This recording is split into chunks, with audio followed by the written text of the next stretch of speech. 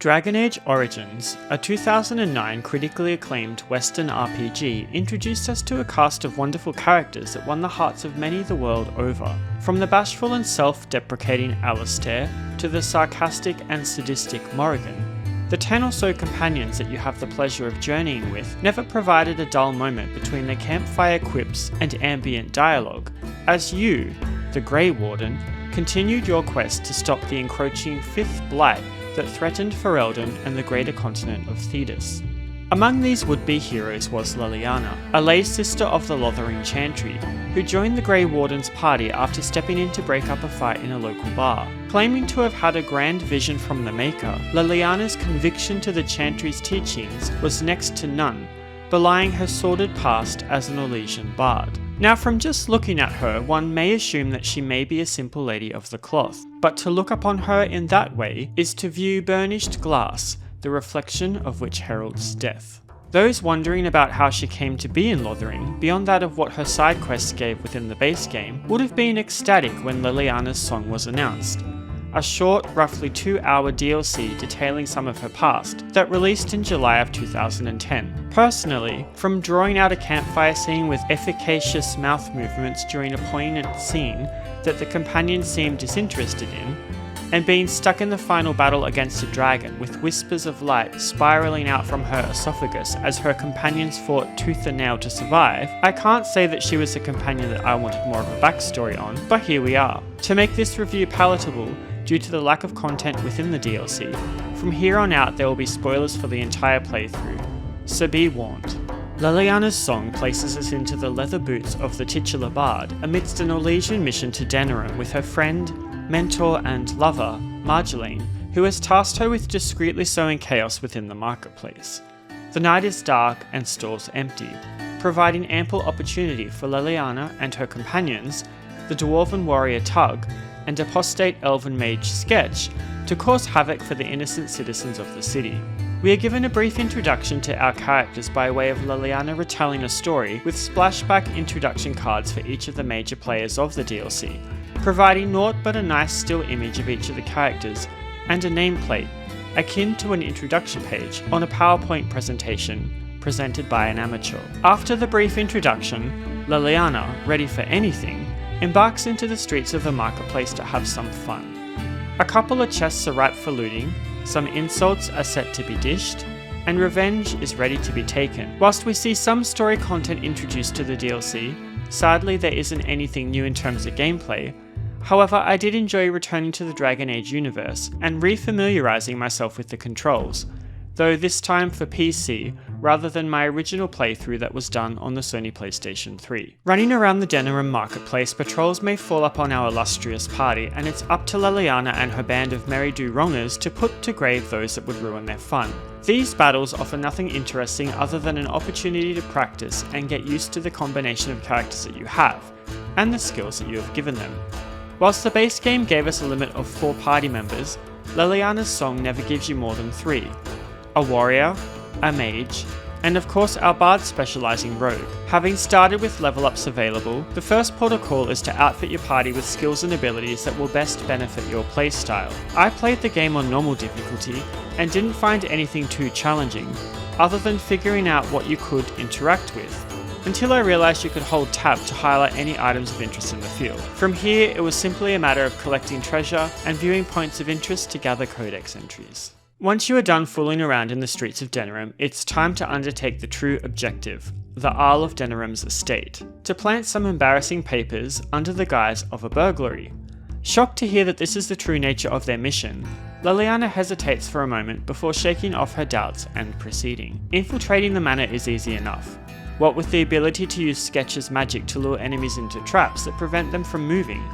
Something that I wish I'd used more in the base game, and helps immensely as a form of crowd control on large groups of enemies within the narrow corridors of the Stone Manse. After fighting through the mansion to plant the evidence, Leliana realises as she places the papers that they contain Orlesian military seals, which is treasonous and could be very dangerous if traced back to her. After having witnessed Marjolaine earlier flirting with Harwin Rayleigh, one of the guards of the estate, Leliana becomes uneasy and feels like she must confront her mentor to find out what is really going on. However, the woman brushes it off under the guise of them outstaying their welcome, leaving Leliana distraught and dissatisfied. Returning to their hideout to regroup, Leliana spends some time conversing with both Sketch and Tug to find out that they too are skeptical of the whole situation, driving Leliana's urge to speak with Marjolaine directly to get to the bottom of the misunderstanding. Taking the time to speak with her mentor, Leliana finds the woman to be argumentative and dismissive. When Leliana brings up her concern about being dubbed as a traitor to Orlais, Marjolaine uses emotional manipulation to make it seem as though Leliana's concerns are coming from her seeing Marjolaine with a man, gaslighting her. Eventually, Marjolaine complies to returning to the Isle's estate to retrieve the papers and set things right, though her demeanour seems changed. Back at the estate, there is naught but dread hanging in the air and gnawing doubt plaguing the pit of Leliana's stomach. It's almost as if the entire venture is too easy. No security, no guards roaming, not a cloud in sight to cover their second attempt at entry. Just as Leliana takes the papers from the desk, an alarm bell begins tolling in the distance to signal their intrusion, and Marjolaine hightails it without a second thought. Conscious now that she has suspicious papers up on her person, Leliana begins to battle her way out of the manor along with her trusty companions Tug and Sketch, though not without undertaking some more looting along the way. As they make it out to the courtyard, they find the bard that had abandoned them waiting in a moonlit garden. Expressing worry about the situation, Leliana is too little too late to realise what is truly going on when she finds a blade plunged directly into her stomach. Caught as Orlesian spies, the three are knocked out with the promise that there will be fun on the horizon, though maybe not so much for them. Awakening in a puddle of her own blood, Leliana whimpers as her resolve and hope ebbs away as salty tears shed in mourning of her own inability to deduce that she was just another piece in the Orlesian game, tossed aside like a princess's discarded ragdoll. As she lay there upon the cold stone floor, a voice rings out from a source of light above, advising her that she is still needed, even though she is at her lowest point. Offering proof of her words, the elongated voice drops a small rucksack containing a weapon and the key to the cell. Hesitantly, Leliana the Fallen takes the bundle to hand, cursing the unfairness of the situation, before she steals her resolve and leaves her cell in search of her friends. It's not long before she finds Sketch being interrogated and tortured. She quickly puts to root the cause of his captivity, and in the process saves another man named Silas, who agrees to join them in their jailbreak. The three tackle twisting and turning corridors and large portcullises that take finding levers to open.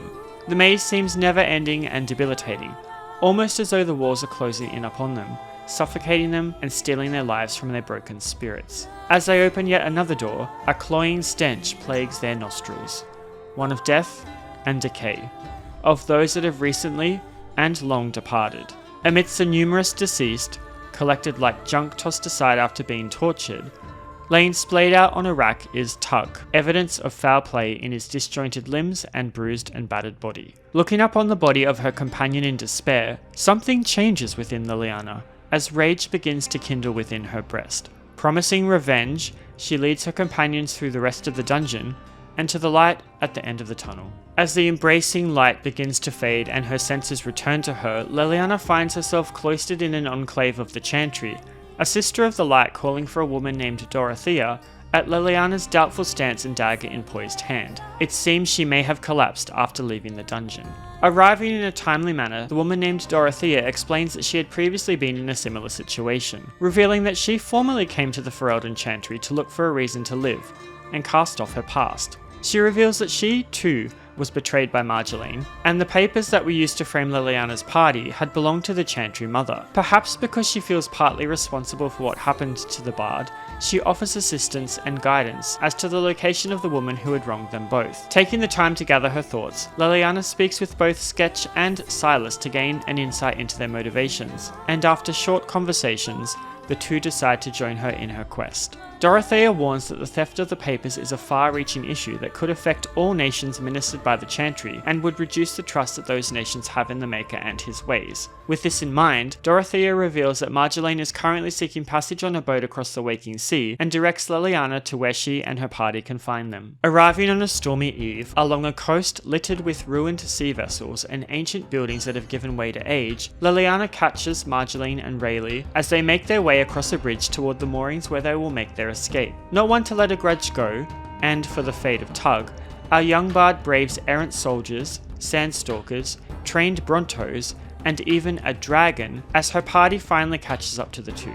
In the final showdown, the group proves victorious over their previous captures, and have the option to kill or spare them. Unfortunately, the copy of the game I was playing glitched and would loop when you chose certain options, so rather than just allowing Silas to push Rayleigh off the cliff, Leliana took Blade to his stomach, allowing him to fall over the precipice, toward the waters far below. Equally, the confrontation with Marjolaine also looped, and like the previous encounter, I was able to get through it by choosing a different option the second time. It's here that the DLC ends as Leliana heralds us with a narrative of how she returned to Dorothea and found her calling with the Chantry, as she looks fondly upon a statue of Andraste, prophet, war leader, and religious icon. I enjoyed the short adventure with Leliana and new companions, though I was left wanting more. I would have liked a couple more side quests or even some new locations to visit. Perhaps we could have joined them as they were travelling the countryside on their way to Denerim, and through this we could have gained a better insight into the dynamic of the party. We did get a few snippets of Tug and Sketch badgering each other with amicable insults, though I'd have liked to have seen this explored in more depth. It would have made the revelation that Tug had been killed in the dungeon more impactful. Harwin Rayleigh could have had a bit more depth to him too. I understand that ultimately Marjolaine was and is the main antagonist of Leliana's story, but I would have liked to have seen a bit more of Harwin's cruelty and why he was torturing people within the dungeons. Like, is this a legacy that Rendon Howe eventually inherited? Did Harwin teach Rendon these practices? So many questions. The music was composed by Inon Zur, who compiled the base game music as well. There are a total of 8 tracks which appropriately embody the mood of the environments that they are used in. Of all the tracks, my favourite is called Leliana's Song, Big Surprise, a namesake of the DLC, which includes a woman singing similar to when Leliana sings at the campfire in that famous scene. But I liked this song better. I also have a soft spot for Day in a Life, which has an air of mischievousness to it, matching the tone of the start of the 2 or so hour journey. Corinne Kemper returns to voice Leliana, providing an exotic accent that contrasts with the more Americanized accents that many of the other characters are given. I liked this as it highlights the diversity of peoples within the world of Thetis, making it more believable as a living and breathing world, steeped in many cultures and beliefs. Should you play Leliana's Song? Only if you're a die-hard fan of the Dragon Age series and want a little bit more about Leliana's backstory. The absence of any new skills or gameplay mechanics made this more an extension of the main game, rather than something that could or should be played standalone. I feel that these days some games handle DLC content much better by making them separate to the initial game, allowing more systems and gameplay mechanics to be introduced that enhance the overall experience, which then makes the DLC worth purchasing. By the way, I changed up the way I did this review by taking you on the journey of it, rather than just outlining what I did and didn't like and its features. Which style of review do you prefer? Let me know. This has been Venoir with a review of Leliana's Song, a DLC to Dragon Age Origins. If you enjoyed this review, please like and subscribe for more great Western RPG content. As always, thank you for watching my video. I appreciate you. Take care, and bye bye for now.